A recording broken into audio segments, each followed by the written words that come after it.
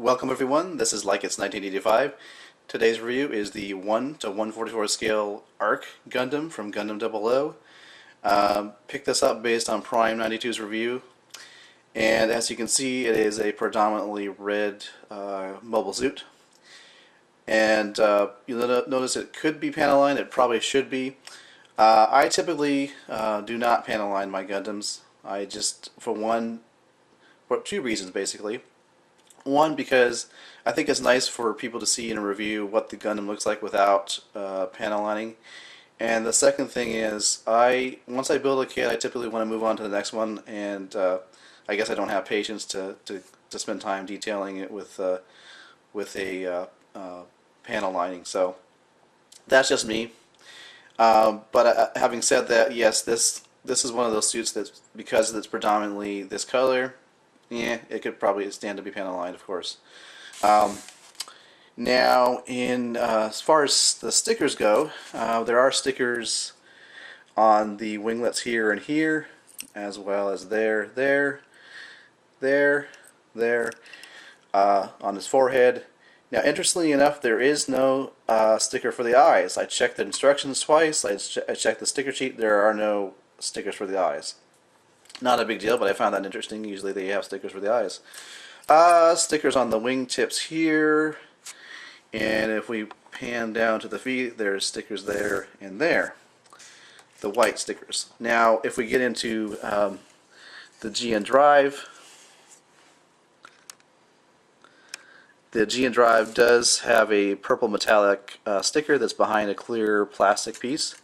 And if we look at the size of the legs, it probably won't show the color, but just trust me, that's purple metallic sticker as well behind clear plastic.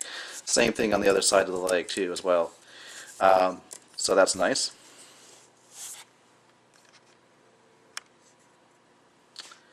Now, in terms of articulation, his head does move as you would expect it to.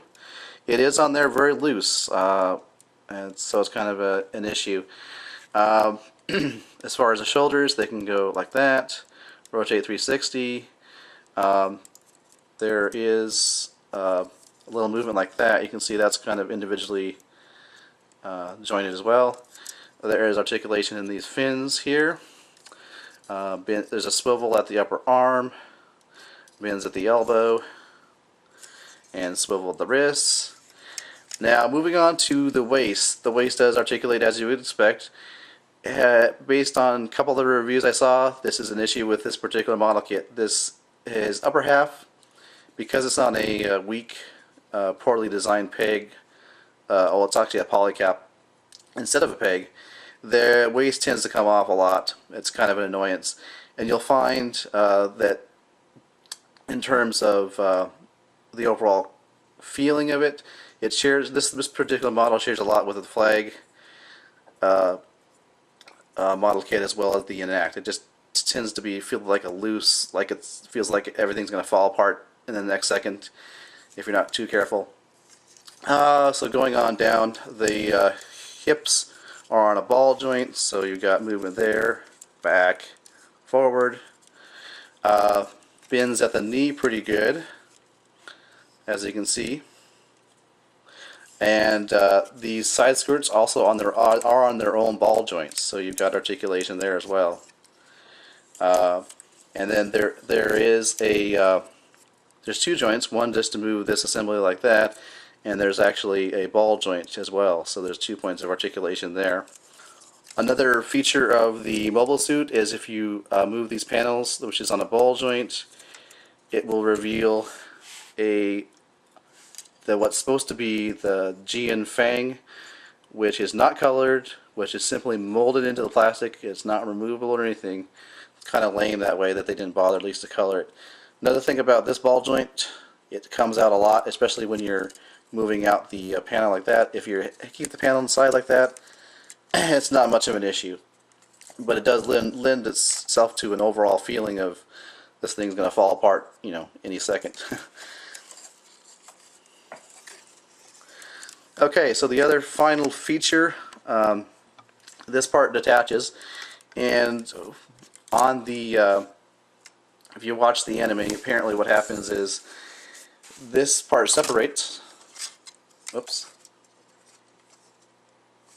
This part separates and becomes what I would call similar to, if you watch Gundam Seed, would be the core flyer or the core fighter. It can separate from the mobile suit both to I suppose dock, and in terms of 00, it can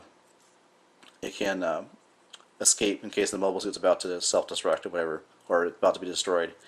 To transform this, you take this piece out. This comes out. The wings come out like so. And then these pieces that were like this get rotated up like that. So what you want to do is take this piece that you build and you want to plug it into there.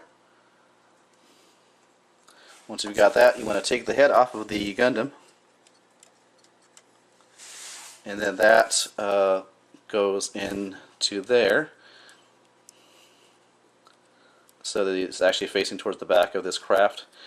Now, like I was saying, the pilot can escape and you know, come back to fight another day. So that's kind of a nice feature. It's nice that they included it with the kit.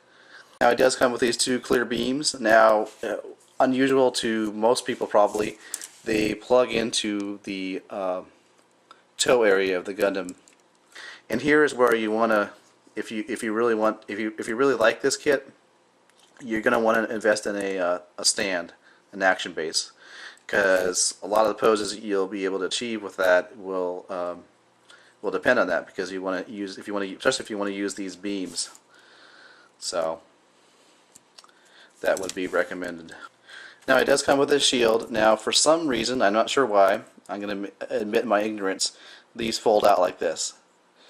And I ended up coloring this with a silver metallic Sharpie because I like silver, and I just left these pieces here red just to provide some contrast.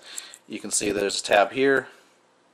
It just slides nicely and securely into the side of the Gundam's arm, which is pretty much the only secure thing about this. The rest of the kit's kind of floppy. What we'll get into that in my final thoughts.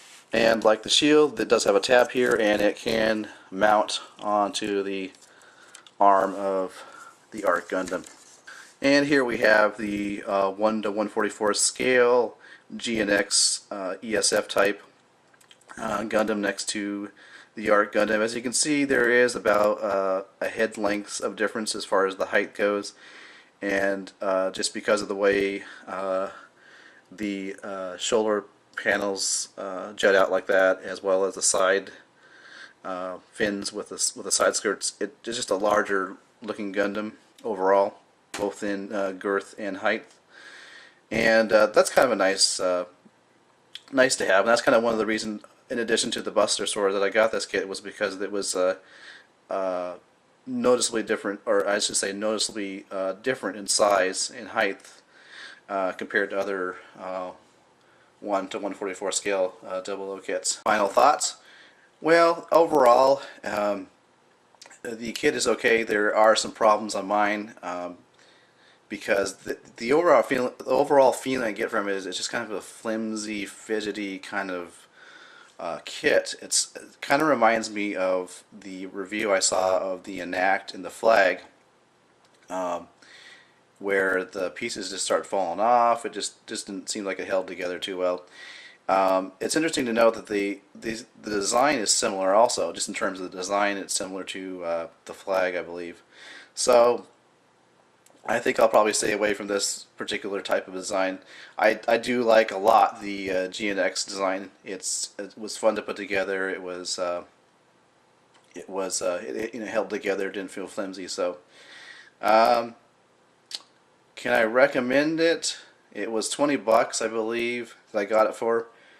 I don't think I would do that again. I think if I found it, for like 15 or less, then I'd probably say yeah, I could recommend it. But again, there's just issues with the overall feel of it, and I didn't get that impression from watching Prime 92's review or some other reviews. So maybe it's just my kit, or maybe the way I assembled it. But I don't know if I can recommend it. So Anyways, this has been my review 1 to 144 scale Gundam Arch. Thanks for watching. Bye.